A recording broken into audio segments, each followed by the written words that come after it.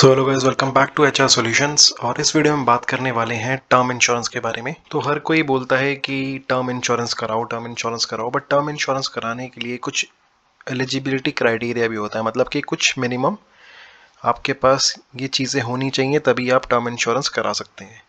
तो सबसे पहला जो क्राइटेरिया है वो है 18 ईयर्स की आपकी एज होनी चाहिए एटलीस्ट टर्म इंश्योरेंस लेने के लिए।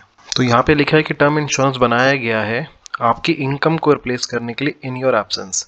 तो इसलिए 18 साल से नीचे के बच्चे चाइल्ड लेबर होते हैं, इसलिए उनके लिए तो होगा नहीं टर्म इंश्योरेंस, तो इसलिए बच्चों के लिए नहीं है टर्म इंश्योरेंस। तो जब आप 18 साल के हो जाएंगे, जब आप कोई काम करेंगे, पैसे कमाएंगे, तो फिर आप टर्म इंश्योरेंस कर सकते हैं कि इनकेस आप ना रहें तो आपकी इनकम को वो रिप्लेस करे। तो टर्म इंश्योरेंस लेने के लिए मिनिमम एज तो 18 है, बट जो मैक्सिमम एज है वो 60 टू 65 ईयर्स होती है जनरली सारी इंश्योरेंस कंपनीज के अंदर। पर जितना डिले आप टर्म इंश्योरेंस लेने में करते हैं उतना ही आपका प्रीमियम इंक्रीज होता चला जाता है, और जो प्रीमियम आप एंट्री पे देते हैं वही आपका पूरे टर्म में फिक्स रहता है। बट जितना डिले आप टर्म इंश्योरेंस करने में लेंगे तो हो सकता है उस टाइम पे आपको ज़्यादा हेल्थ इश्यूज एक ऑकर हो चुके हों, और उस टाइम पे आपको वो हेल्थ इश्यूज के चक्कर में लोडिंग प्रीमियम भी ऐड ऑन देना पड़े, जो कि आपको पूरे टर्म में देना पड़ता है। आजकल टर्म इंश्योरेंस में डिफरेंट प्रीमियम पेइंग मेथड्स भी आ गए हैं, जैसे कि आप एक बारी में ही पूरा प्रीमियम दे सकते हैं, या फिर 5 सालों में पूरे टर्म का प्रीमियम पे कर सकते हैं, या फिर कोई लिमिटेड ऑप्शन चूज कर सकते हैं जिसमें आपका जो पॉलिसी टर्म है वो 30-40 साल हो सकता है और आपका प्रीमियम पेइंग टर्म से 10-12 साल हो सकता है। तो उसमें आपको ज़्यादा प्रीमियम अपफ्रंट पे करके आप आगे के लिए प्रीमियम अपना बचा सकते हैं। बट ये ऑप्शन चूज करने की बजाय आपको ऐसा प्रीमियम पेमेंट ऑप्शन चूज करना चाहिए जिसमें आपका प्रीमियम स्लोली जाए, जो कि आपके लिए बेनिफिशियल रहेगा। तो ये तो बात हमने कर ली एज की। अब सेकंड चीज़ है कि इनकम। अब 18 साल से ऊपर अगर आप हो गए हैं तो आपको सिर्फ एज से काम नहीं चलेगा, आपको पास कोई इनकम सोर्स भी होना चाहिए जिसको इंश्योरेंस रिप्लेस करे। तो अगर आपका इनकम ही नहीं है बट आप 18 साल से ऊपर है तो भी आप टर्म इंश्योरेंस नहीं ले सकते। उसके बाद आता है ऑक्यूपेशन। ऑक्यूपेशन का यहाँ पे मतलब है कि आप क्या काम करते हैं। अगर आपकी लाइफ कोई हजार्डस ऑक्यूपेशन में इन्वॉल्व है तो फिर आपका जो प्रीमियम है वो उसको अफेक्ट कर सकता है।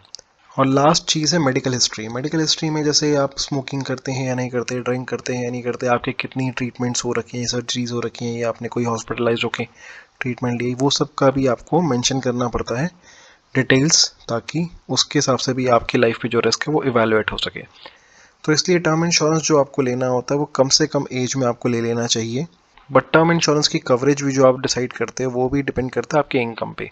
तो आप अपने इनकम का मैक्सिमम 30 या 50 टाइम्स तक ही इंश्योरेंस कवरेज ले सकते हैं, और कम एज में आपके जो इनकम होती है वो कम होती है, तो उसका 30 या 50 टाइम्स भी एक अमाउंट कम बनेगा। तो इसलिए आपको बीच में भी अपनी कवरेज को अपग्रेड करने की ज़रूरत पड़ सकती है। अब यहाँ पे बात आती है एजुकेशन की। अगर आपकी एजुकेशन कोई अच्छा कोर्स आपने करा है, बीटेक या एमबीए या एमबीबीएस, ऐसा आपने कोई अच्छा कोर्स किया हुआ है, तो फिर वहाँ पे आपको जो मेडिकल क्राइटेरिया होता है वो कम हो जाता है आपके लिए। तो मेडिकल टेस्ट जो आपको करवाने पड़ते हैं वो आपके लिए थोड़े से कम हो जाते हैं, या इवन विदाउट मेडिकल टेस्ट भी आपको काफ़ी बड़ी पॉलिसीज़ मिल जाती हैं।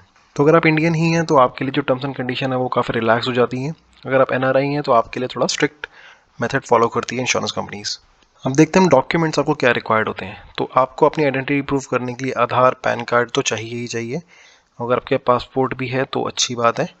अब आपको इनकम भी आपको प्रूफ करनी पड़ती है कि आप क्या काम करते हैं और आपकी कितनी इनकम है, तो उससे आपको अपनी इनकम प्रूफ करने के लिए ये डॉक्यूमेंट्स प्रोवाइड करने पड़ते हैं। आपकी salary slips, bank statements, income tax return, और अगर आप नॉन सैलरीड हो तो आईटीआर। अगर आपका अपना बिजनेस है तो आपको आईटीआर दिखानी पड़ती है विद कंप्यूटेशन। और यहाँ पे आपको एक अपना नॉमिनी भी बनाना पड़ता है पॉलिसी में, जो कि इन केस आपको साथ कुछ अगर मिसहैपनिंग होती है तो क्लेम उनको दिया जाए। तो अब बात आती है कि ये सारी चीज़ें आजकल क्या हर कोई फुलफिल कर पाता है। तो इसका सीधा सा आंसर है कि नहीं, हर किसी के पास ये सारे डॉक्यूमेंट्स नहीं होते, ये सारे एलिजिबिलिटी क्राइटेरियाज नहीं होते। और जो नॉर्मल कन्वेंशनल इंश्योरेंस पॉलिसीज होती हैं वो आपको 0 एज से भी कवर करते। तो ऐसे में जो ये बाकी इंश्योरेंस प्लान है अपार्ट फ्रॉम टर्म इंश्योरेंस, उनके बिकने का ये बहुत बड़ा रीज़न होता है कि यहाँ पे हमारे इंडिया में बहुत सारे लोग जो है वो ज़्यादा भी पैसे कमाते हैं बट उनके पास इनकम प्रूफ नहीं होते, या वो इनकम अपनी शो नहीं करते, इसलिए वो नॉर्मल कन्वेंशनल इंश्योरेंस प्लान कराते हैं, ना कि term insurance plan. So thanks for watching this video. इस वीडियो में फिलहाल इतना ही, मिलते हैं किसी और वीडियो में।